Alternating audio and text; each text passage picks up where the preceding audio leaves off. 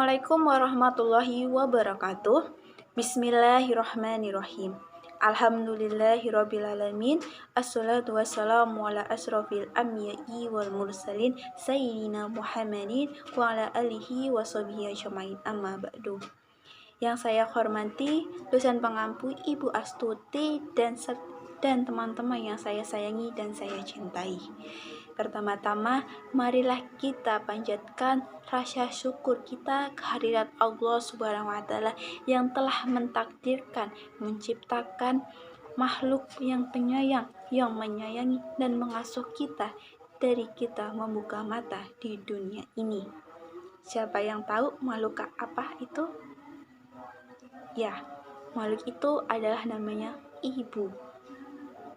Maka di video kali ini saya, Santi Nuridasari, akan berceramah sedikit tentang keistimewaan seorang ibu. Shalawat dan salam tak lupa kita curahkan kepada junjungan kita, Nabi besar, Nabi agung, Nabi Muhammad SAW, yang kepada para sahabat, para pengikutnya hingga akhir zaman nanti. Semoga kita diberi ketabahan dalam keimanan dan ketakwaan. Amin ya rabbal alamin. Teman-teman yang diridhai oleh Allah Subhanahu wa Ta'ala yang sedang menyaksikan saya di YouTube melalui HP maupun di laptop, yang asik rebahan, yang asik ngerjain tugas, yang asik sinyalnya lancar dan asik kuotanya unlimited, mantep tenan. Berbicara tentang ibu, tentu kita sudah mengenal atau sudah mengetahui legenda tentang Malin Kundang. Siapa sih yang tidak mengenal kisah si Malin Kundang? Tentu saya sendiri ketika saya kecil, cerita Malin Kundang ini sering diceritakan oleh ibu saya sendiri, dimana seorang ibu ini dia mengutuk si Malin Kundang menjadi batu. Mengapa? Karena si Malin Kundang ini dia tidak mau menerima atau mengakui ibunya di hadapannya itu sebagai ibunya.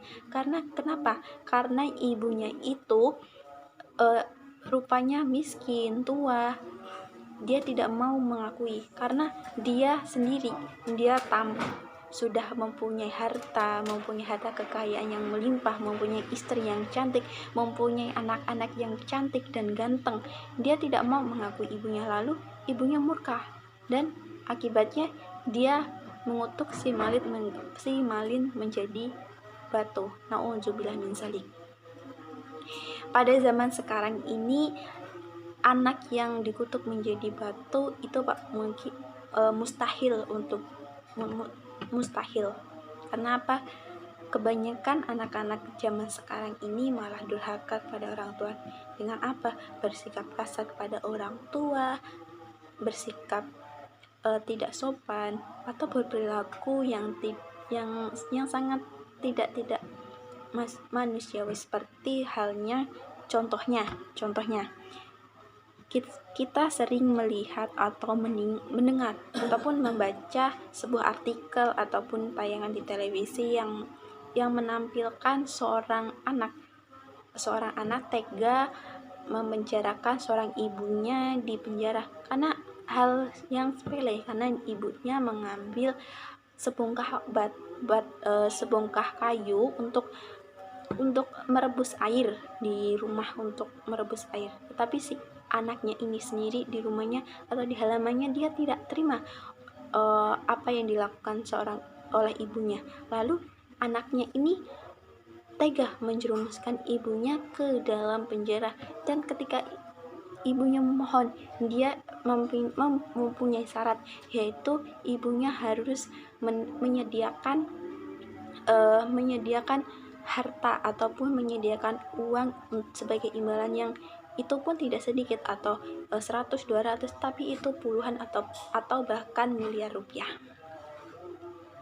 Maka ketika kita berbicara tentang ibu, ketika ibu kita melahirkan kita, ketika dia melahirkan dengan bercucur keringat, bercucur darah, yang dengan percucuran darah, ketika dia rela berkorban untuk hidupnya, untuk melahirkan anaknya. Lalu ketika anaknya berperilaku kasar, berperilaku yang tidak sopan atau senonoh, itu menyakitkan hati seorang ibu. Dan tidak di situ saja, ketika ibu melahirkan, tetapi ketika ibu kita beribadah, dia terhenti ibadah karena apa? Ketika sedang hamil. Contohnya ketika dia mau berpuasa, dia dilarang untuk berpuasa karena kehamilan. Ketika dia ingin berpuasa, dia dilarang karena dia menyusui, takutnya anaknya kenapa-napa, kekurangan gizi. Lalu ketika ibunya hendak ingin melakukan sholat duha dan ingin membaca Al-Quran, tiba-tiba anaknya menangis, dan secara naluri seorang ibu akan mendiamkan anaknya sehingga dia terdiam dari nangisnya. Maka ketika ibu kita suka marah-marah kepada kita, membentak-bentak kepada kita, bawel kepada kita, yang itu semua pasti di telinga kita mungkin sangat membosankan, atau ingin kita untuk mengungkapkan kepada ibu kita, meluapkan perasaan kita, rasa jengkel kita. Maka hati-hatilah, kemurkaan Allah itu sangat pedih. Maka ketika sosok ibu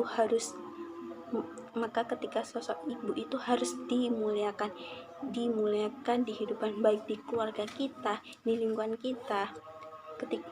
Ketika ibu kita dimuliakan, maka kita bisa menyenangkan menyenangkan Allah. Dan bahkan seorang ibu itu menjadi favorit atau yang dimuliakan di suatu keluarga, atau di keluarga setelah itu baru ayah. Maka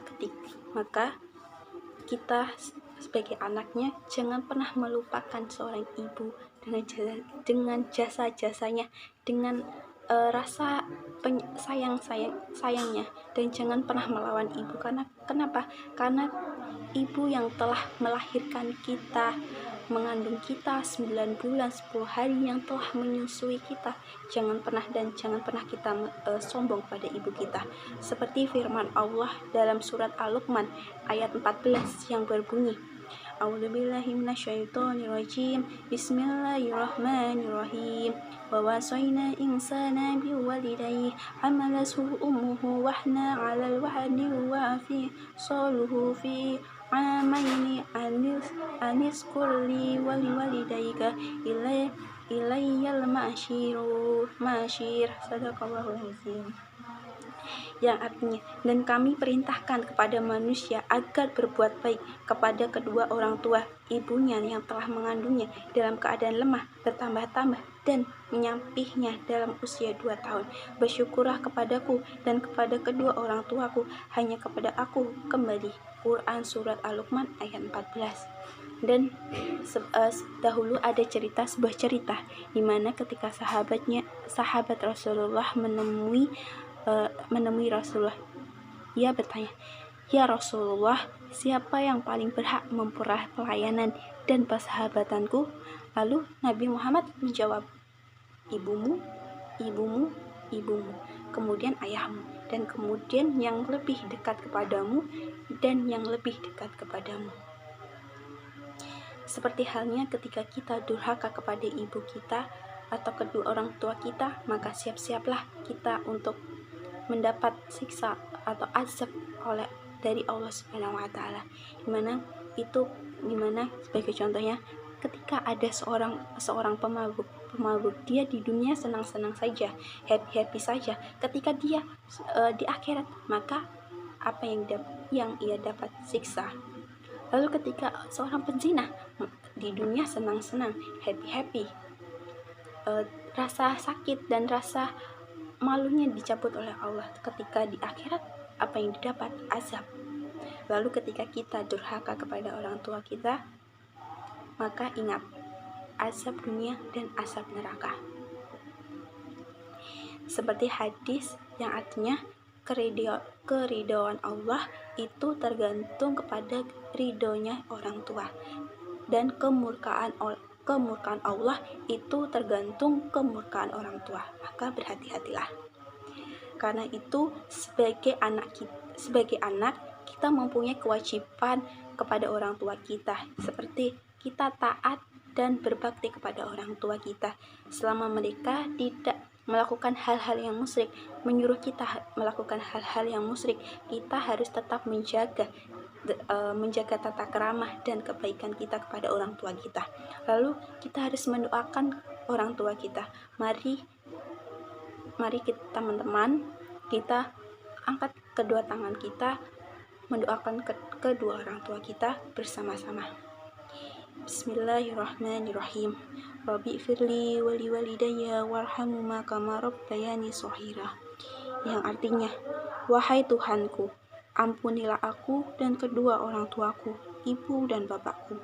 Sayangilah mereka seperti mereka menyayangiku di waktu kecil. Amin. Lalu menjaga ucapan kita kepada kedua orang tua kita, terutama ibu kita. Kita tidak boleh berkata kepada ke ibu kita, membantah ataupun berkata-kata kasar dengan nada yang tinggi, membentaknya. Maka kita sebisa mungkin, jika tidak bisa, katakanlah dengan baik alasan jangan menggerutu. Jadi kemuliaan seorang ibu itu sangat besar dan tiada tarah. Dan sebagai anak, kita harusnya berbakti kepada orang tua. Ketika ibu kita cerewet, ngomel-ngomel, maka itu semua artinya ibu kita sayang kepada kita, ingin kita menjadi pribadi yang lebih baik. Maka dari itu, mari kita berbenah diri, memunajat kepada Allah Subhanahu wa taala. Apa yang telah kita lakukan kepada orang tua kita, kita introspeksi diri kita untuk mencapai keridhaan kedua orang tua kita. Demikian ceramah yang dapat saya sampaikan. Kurang lebihnya saya mohon maaf, karena kesempurnaan itu hanya miliknya Allah Subhanahu wa taala. Saya akhiri, wabillahi taufik wal hidayah. Wassalamualaikum warahmatullahi wabarakatuh.